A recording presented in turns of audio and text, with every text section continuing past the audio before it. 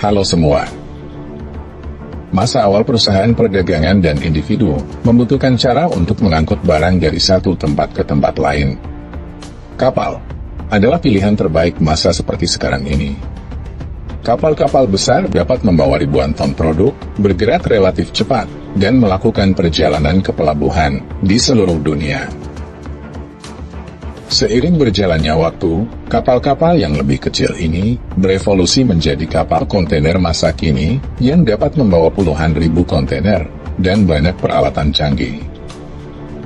Pada tahun 1700-an dan 1800-an galeon dan kayu lainnya. Kapal layar adalah metode utama untuk memindahkan kargo dari satu tempat ke tempat lain. Sayangnya, muatan tersebut dimuat dan dibongkar dengan tangan yang memerlukan banyak tenaga kerja dan memakan waktu, sehingga membuat bongkar muat menjadi tidak efisien. Yang juga memperumit masalah adalah kondisi buruk di atas kapal-kapal tua ini, kayu-kayu yang membusuk, dan praktik penyimpanan yang buruk dapat dengan cepat merusak pengiriman makanan dan bahan-bahan organik lainnya sebelum sampai ke tujuan. Untungnya pada tahun 1950-an, seorang pengusaha angkutan truk bernama Malcolm McLean merancang sebuah ide untuk menstandarisasi kontainer-kontainer ini. Kotak baja mandiri yang baru dapat dengan mudah dimuat ke kereta truk atau kapal. Sementara kapal dapat memanfaatkan setiap perjalanan.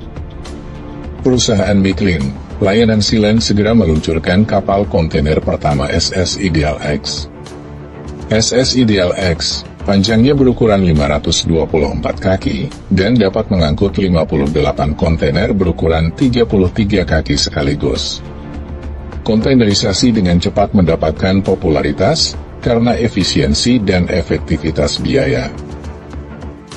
Pada tahun 1970-an, sebagian besar kargo dikapalkan dalam kontainer.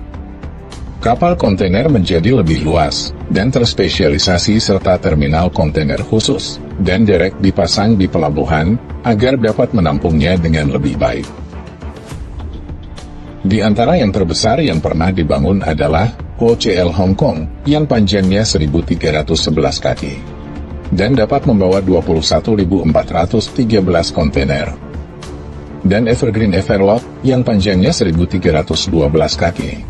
Dan memiliki kapasitas 24.004. Kapal terakhir dimiliki oleh Evergreen Marine, raksasa pelayaran Taiwan, dengan lebih dari 150 kapal kargo armadanya.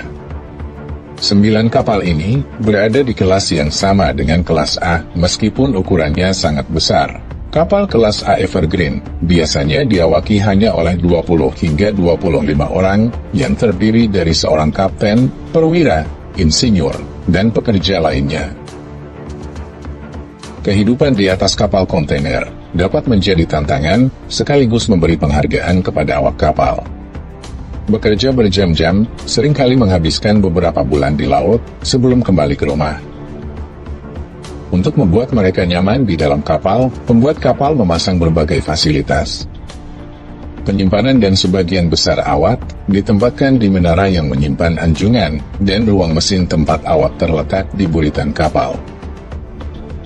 Mereka yang bekerja di dek biasanya ditugaskan untuk memeriksa ikatan dan memeriksa kontainer kargo secara teratur. Sebuah kapal dengan ukuran dan berat dibuat dalam beberapa bagian, yang masing-masing dibuat di dalam ruangan yang sangat besar. Sebagian besar perakitan dilakukan di dalam dok, menggunakan derek pengangkat berat khusus. Karena setiap bagian dipindahkan ke tempatnya, bagian-bagiannya akan dilas untuk membentuk.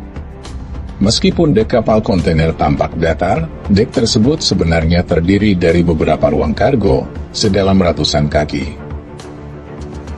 Disinilah sebagian besar kontainer kargo disimpan selama pengangkutan. Meskipun beberapa ribu kontainer juga akan berada di atas garis dek setelah lubang tersebut dibuat. Selanjutnya perlengkapan kapal dipasang meliputi mesin baling-baling kemudi, dan sistem mekanik dan kelistrikan lainnya. Tahap terakhir adalah pemasangan tempat awak kapal dan perabotan interior lainnya. Dari desain hingga penyelesaian, rata-rata kapal kontainer skala besar akan menelan biaya puluhan atau ratusan juta dolar. Untuk memastikan kapal tersebut beroperasi sebagaimana dimaksud, perusahaan seperti Maersk akan menguji setiap kapal baru melalui serangkaian pengujian yang dikenal sebagai uji coba laut. Selama proses ini, kapal menjalani serangkaian pengujian dan latihan untuk memastikan layak dan siap untuk diservis selama beberapa minggu. Kru dan insinyur akan memeriksa sistem propulsi kapal, sistem kemudi, peralatan navigasi dan fitur keselamatan. Mesin kapal akan diuji pada berbagai kecepatan dan kondisi muatan yang berbeda, untuk memastikan mereka beroperasi dengan benar. Sistem asing akan diuji untuk memastikan kapal dapat bermanuver dengan aman di semua kondisi setelah uji coba laut selesai. Dan penyesuaian yang diperlukan telah dilakukan, kapal akan secara resmi diserahkan kepada pembeli dan dapat memulai layanannya di seluruh dunia. Infrastruktur pelabuhan senilai ratusan miliar dolar telah dibangun untuk memungkinkan kapal kontainer melakukan tugasnya, termasuk derek pengangkat barang berat yang sangat besar, dan fasilitas pelabuhan yang luas di mana kontainer yang diturunkan dapat disimpan dalam katalog dan dibawa ke tujuan akhir dengan kereta atau truk. Salah satu terminal peti kemas terbesar dan terdalam di dunia adalah Minami Hanmoku di Yokohama, Jepang. Terminal ini terletak di pulau buatan di Teluk Tokyo dan mencakup area seluas sekitar 127 hektar, memiliki total panjang dermaga 2.500 meter. Terminal ini sangat canggih dan dilengkapi dengan penanganan kontainer canggih, termasuk derek penumpukan otomatis, kendaraan berpemandu dan sistem manajemen otomatis, yang memungkinkan bongkar muat peti kemas dengan cepat dan efisien, sehingga membantu meminimalkan waktu penanganan kapal. Otomatis atau tidaknya proses pembuatan peti kemas sangat penting untuk keberhasilan pengiriman apapun. Hal ini dilakukan dengan menggunakan berbagai mesin, khususnya derek, memindahkan kontainer ke tempatnya, sementara pekerja di kapal menguncinya di tempatnya. Sebuah kontainer memiliki mekanisme penguncian di sudut, sehingga melekat pada lubang dan setiap kontainer berikutnya. Dalam tumpukan dilekatkan pada kontainer di bawahnya setiap tumpukan. Selanjutnya akan diamankan dengan peralatan pengikat, seperti kabel rantai dan turnbuckle. Kru juga memeriksa berat dan distribusi kontainer selama proses berlangsung, untuk memastikan kapal tetap dalam keadaan seimbang saat tiba di pelabuhan tujuan. Dermaga dan derek mulai membongkar peti kemas. Operator derek menggunakan kunci putar untuk melepaskan peti kemas dari dek kapal satu persatu. Ini membutuhkan banyak kehati-hatian dan pengorganisasian agar tidak merusak sisa tumpukan. Tergantung pada tujuan akhir peti kemas tersebut dapat dimasukkan ke dalam truk untuk segera disimpan atau dimuat ke dalam semi pengangkutan untuk dikirimkan.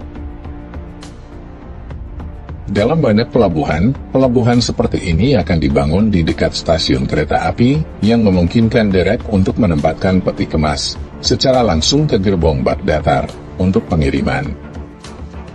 Fakta bahwa kapal terbesar dapat membawa lebih dari 20.000 kontainer, dan proses ini dapat memakan waktu hingga 3 hari.